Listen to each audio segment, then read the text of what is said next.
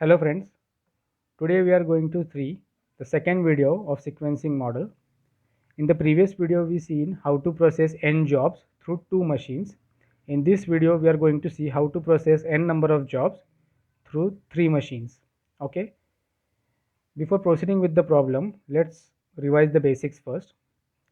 So what is a sequencing model? Sequencing model deals with the situation in which the effectiveness measure like time, cost, distance, etc. is a function of the order or sequence of performing a series of jobs. The purpose of sequencing is to minimize the total elapsed time, the idle time of machines, keeping up with the delivery dates, and giving optimum working patterns. Now the total elapsed time is the time interval from starting of the first job and completing of the last job, including the idle time in a particular order by the given set of machines. The processing time is the time required by a job on each machine. Now the given data is as follows. 6 jobs are to be processed on 3 machines A, B and C in order A, B, C. Order is given A, B, C, that is the job will first go through machine A, then machine B and then machine C. Find the sequence in which the job should be processed, the total elapsed time and the idle time. Now we have the jobs, we have the processing times. In the previous video, we studied how to do it in 2 machines. Now for 3 machines, there is a criteria.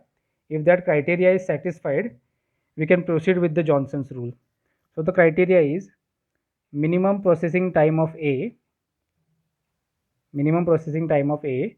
should be greater than or equal to the maximum processing time of B. Okay, this is the first condition. And the second condition is minimum processing time of C should be greater than or equal to maximum processing time of B. Now these are the two conditions. If one of these conditions is satisfied, we can proceed with the Johnson's rule. Okay, so let's check. Now first is minimum of machine A. Minimum time on machine A is what?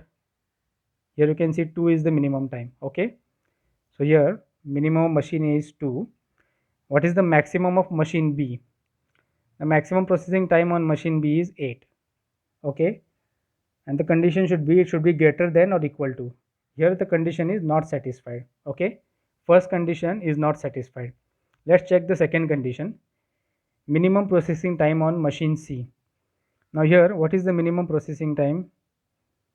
8 is the minimum processing time. Okay, 8 is greater than or equal to, again the same, maximum processing time on B is 8. So the second condition is satisfied. As one of the two conditions is satisfied, we can proceed with the Johnson's rule. Okay, now what is the Johnson's rule?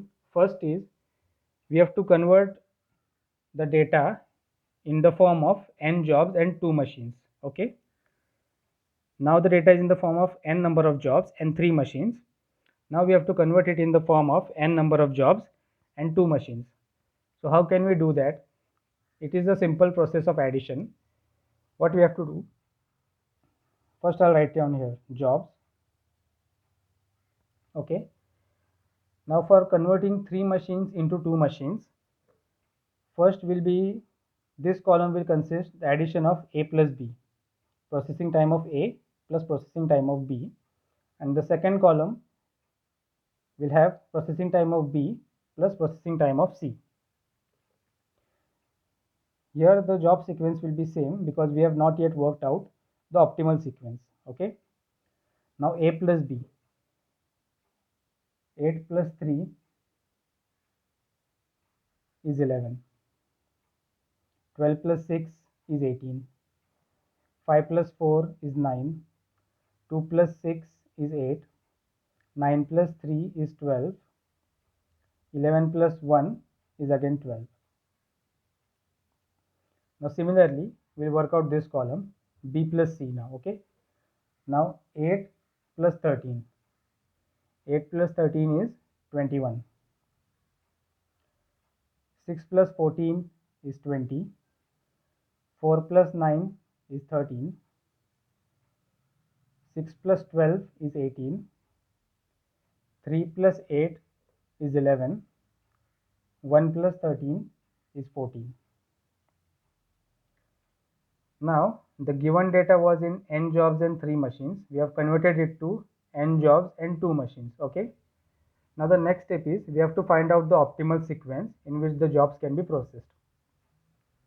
As explained in the previous video, for determining the optimal sequence, the rule is that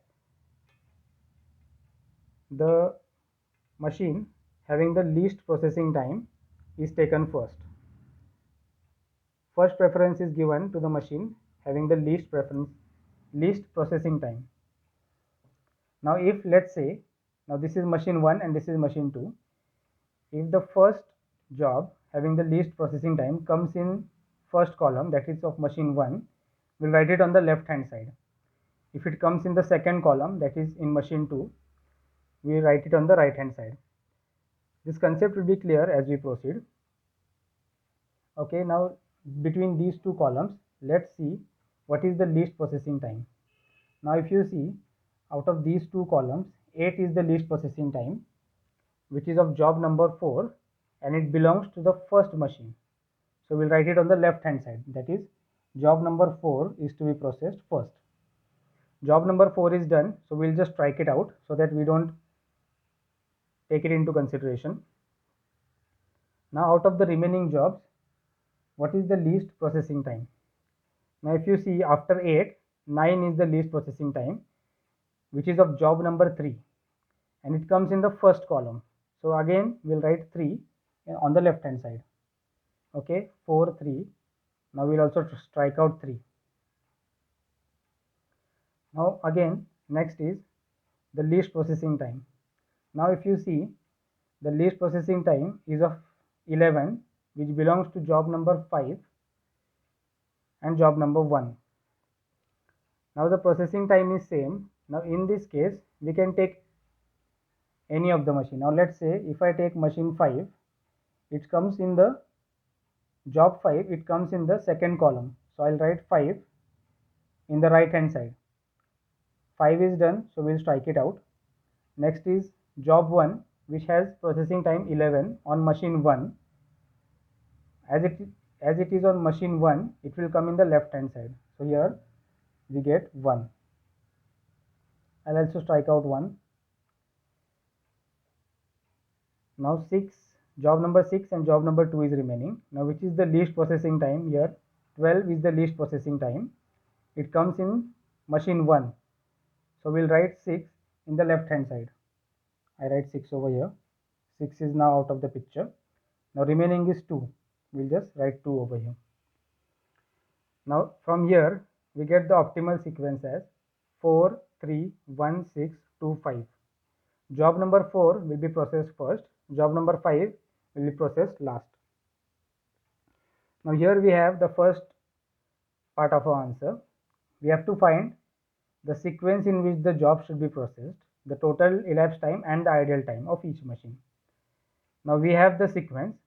Now we have to calculate the total elapsed time. Okay. Now I have prepared a table over here.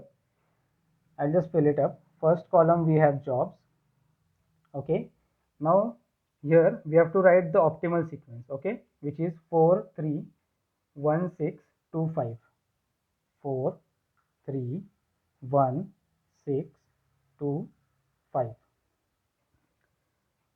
Now these 6 columns in and out times. Okay, first we'll take it for machine A. Okay, order is ABC. First we have to do it on machine A.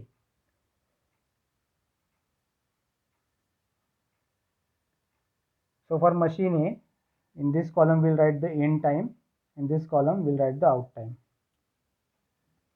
Now first is job number 4.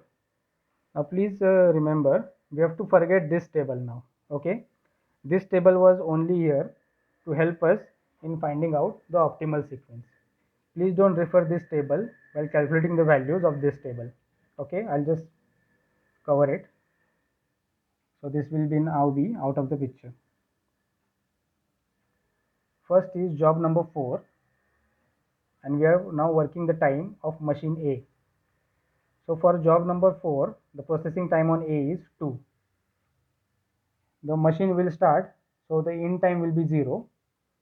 Processing time of 4 is 2, so 0 plus 2 is 2. After the first job is over, it will be over in 2 minutes. So here the in time for the next job will be 2 minutes.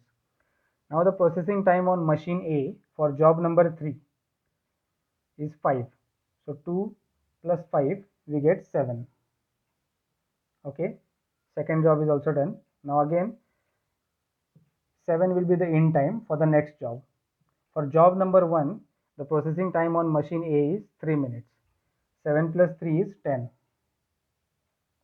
Here again the in time will be 10. For job number 6 on machine A, it is 11. 10 plus 11 we get 21. Again 21 will be the in time for the next job. For job number 2 on machine A, we have 12. So 21 plus 12 we get 33. Now in time will be 33 for the last job, and for job number 5 on machine 1, that is machine A, the time is 9 minutes. 33 plus 9 we get 42. This process is quite simple for the first machine because the out time of the previous job is the in time of the next job. So this process is quick and simple. Now let's move towards machine B. Okay, machine B. Here we'll be writing the in time and here out time. Now the rule says a job will be first processed on machine A, then it will go to machine B. So here for completing the first job, the processing time was 2 minutes, right? So for the first 0 to 2 minutes, machine B was idle. And after the first job was over on machine A, then it was given to machine B. So here the starting time will be 2. Okay. Now for job number 4, the processing time on machine B is 6. 2 plus 6, 8. Now for the in time of the next job, we have to choose the maximum between these two, 7 and 8. Now which is the maximum? 8. So here the in time will be 8. Now for job number 3 on machine B, the processing time is 4. 8 plus 4 we get 12. Now again out of 10 and 12, which is maximum? 12 is maximum, so we will be taking the in time as 12. The reason is, let's say job number 1 is finished processing on machine A in 10 minutes, but after 10 minutes this machine is not free. Machine B is not free because it is still processing the previous job, which takes 12 minutes to complete. That's why the in time for the next job will be maximum between these two. So here 12 is maximum, so we took 12. Now for job number 1, processing time on machine B is 8 minutes. So 12 plus 8 we get 20. Now again, which is maximum, 20 or 21? 21 is maximum. Machine B was free after 20 minutes for the next input, but machine A needed 21 minutes to finish that job. So here the in time will be 21 minutes. Now for job number 6, processing time on B is 1 minute. So 21 plus 1 we get 22. Again, which is maximum, 22 or 33? 33 is maximum, so we take the in time as 33. For job number 2, processing time on machine B is 6 minutes. 33 plus 6 we get 39. Now which is maximum, 39 or 42? 42 is maximum. For job number 5, processing time on machine B is 3. So 42 plus 3, we get 45. Okay. Now we have worked out the times of machine B. Now let's move towards machine C. Machine C. Here we will be writing the in time, here out time. Now machine A was started and immediately job number 4 was given to machine A. A took 2 minutes to complete it. Then it was given to machine B. Then it was out at 8 minutes. So for this whole process, machine C was idle. There was no input on machine C. So here the out time of machine B will be the in time of machine C, that is 8 minutes. Because still 8 minutes were completed, there was no input on machine C. Okay, same we did here. For 2 minutes, this machine was doing nothing. So the out time of machine A was the in time of machine B. In the same way, out time of machine B will be the in time on machine C. Now we have to calculate the out time. So for job number 4 on machine 3, the processing time is 12. So 8 plus 12, we get 20. Now which is the maximum between these two, 12 or 20? 20 is maximum. See, the next job, machine B finished it in 12 minutes, but it cannot give it to machine C because machine C was occupied till 20 minutes. So that's why the next in time will be 20 minutes, because after 20 minutes the machine C will be free. Just to keep it simple, I am saying that whenever writing the in time of the next job, choose the maximum between these two, 12 and 20. Maximum is 20. Okay. Now for job number 3, the processing time on machine C is 9 minutes. 20 plus 9, we get 29. Again, which is the highest, 20 or 29? 29 is more. So here the in time will be 29. For job number 1 on machine C, the processing time is 13 minutes. So 29 plus 13, we get 42. Now again, which is the greater one, 22 or 42? 42 is the greater one. For job number 6, the processing time on machine C is 13.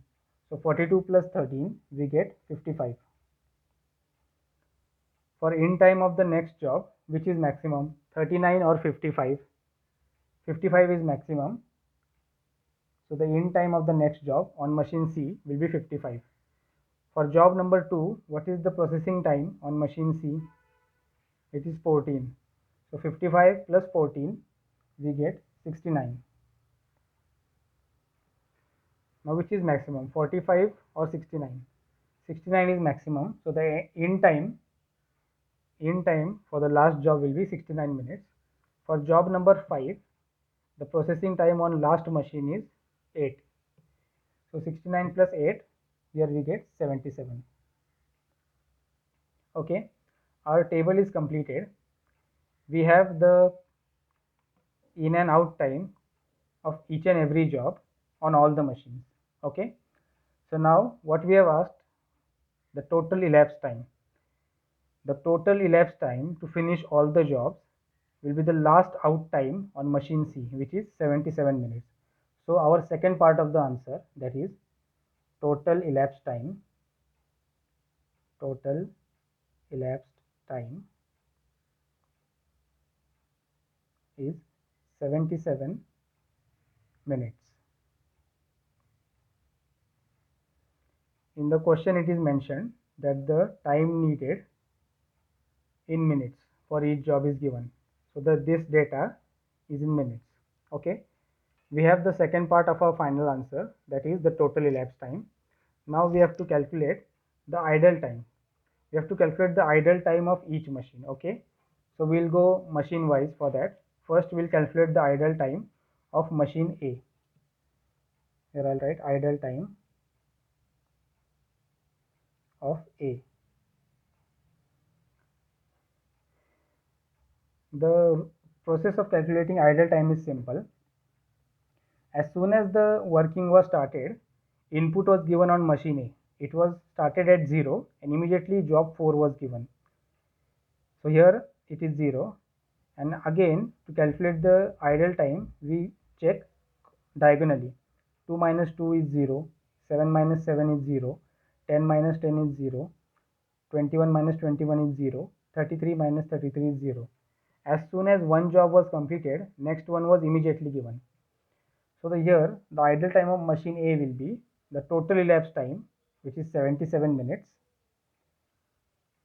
The whole job of machine A was completed in 42 minutes. So 77 minus 42. The answer is 35 minutes. From 42 minutes to 77 minutes, there was no job on machine A. The cycle of machine A was complete in 42. So the idle time of machine A is total elapsed time minus the last out time. So 77 minus 42 is equals to 35 minutes. Now we have to calculate the idle time of machine B. I'll write over here idle time of B. Now as explained earlier, the first job was completed after 2 minutes and then the input was given to machine B. So from 0 to 2 minutes, machine B was doing nothing. It was idle. So here first idle time will be 2 minutes. Okay. Now we'll be checking diagonally. 8 minus 8 is 0 plus 12 minus 12 is also 0 plus 21 minus 20. Here we had to wait because the machine A was still processing job number 6. So 21 minus 20 is 1. Again 33 minus 22 is 11. So here plus 11. And 42 minus 39 is 3 plus. Now again machine B completed its cycle in 45 minutes. But from 45 minutes to 77 minutes it was idle. So here again plus 77 minus 45. So here if you add all these, 2 plus 0 plus 0 plus 1 plus 11 plus 3 plus 77 minus 45. Okay, if you do this operation you get the answer as 49 minutes. So machine B was idle for 49 minutes. Now we have to calculate the idle time of machine C. Okay, idle time of C.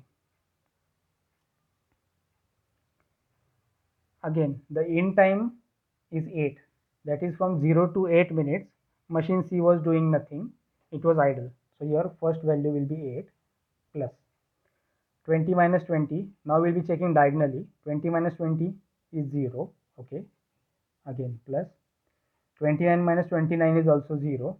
Again plus 42 minus 42 is also 0.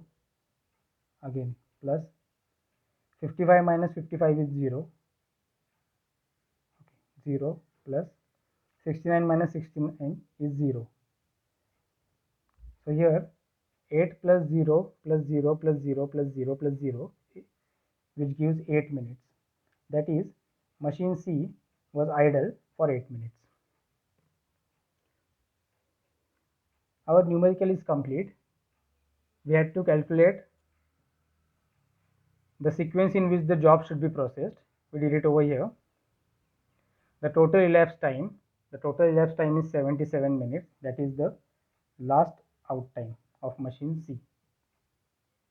Next we have to calculate the idle time of each machine. Idle time of machine A was the total elapsed time minus the last out time of machine A. Okay, 77 minus 42 is equal to 35.